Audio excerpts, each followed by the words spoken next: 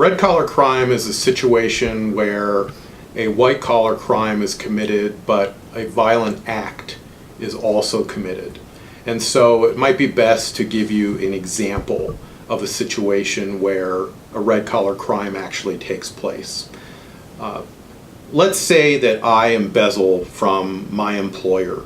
And what normally happens in a situation like this is eventually I am consumed by guilt, and I feel horrible about what I've done, and I feel like I need to unburden myself of this guilt. So I share this guilt with you, a friend of mine, and I tell you that I've embezzled from my employer.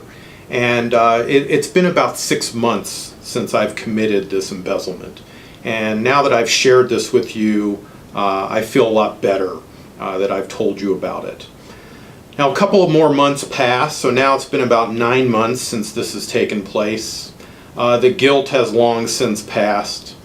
And now I'm starting to get a little bit nervous that I've told you about what I've done.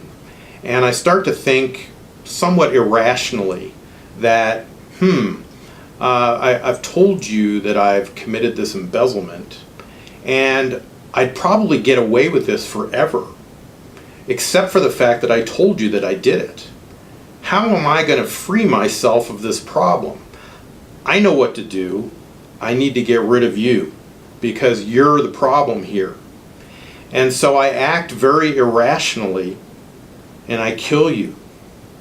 Now my problem has been solved. You no longer exist. I'm free. However, with all the tools that law enforcement have these days, they're going to launch an investigation. Someone's going to figure out at some point, very easily in fact, that you're dead. And as this investigation begins, they're going to try to figure out who would have killed you. The problem is, there's really no connection between you and me as far as this crime that I committed goes, because it took place 9 months ago. So this is really the problem we face with these red collar crimes. The material gain, me stealing this money from my employer, took place 9 months ago.